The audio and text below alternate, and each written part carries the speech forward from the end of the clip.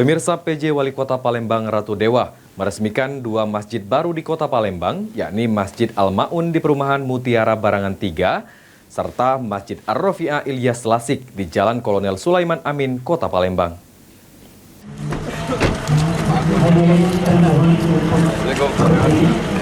PJ Wali Kota Palembang Ratu Dewa pada Jumat 8 Maret 2024 meresmikan dua masjid baru di Kota Palembang, yakni Masjid Al-Ma'un di Perumahan Mutiara Barangan 3, Kelurahan Bukit Baru, Kecamatan Ilir Barat 1, dan Masjid Al-Rofi'ah Ilyas Lasik di Jalan Kolonel Sulaiman Amin, Kota Palembang.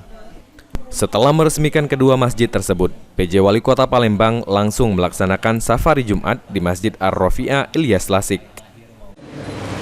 Izin Pak. Izin Pak. Oke. Ya Pak. Alhamdulillah.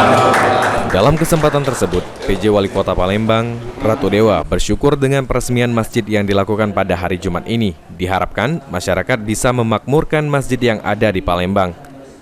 Masyarakat diminta tidak hanya memanfaatkan masjid untuk melaksanakan ibadah, namun juga bisa memanfaatkan masjid sebagai sarana dalam membahas permasalahan pemerintahan serta kemasyarakatan.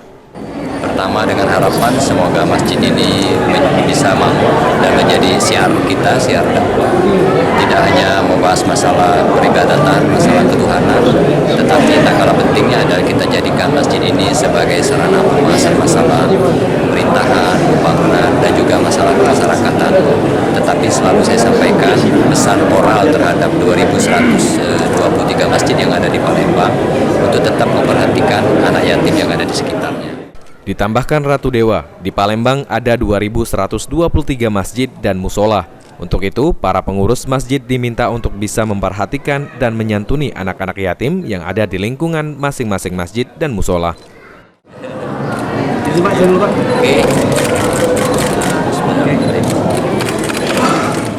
Sandi Pratama, PAL TV.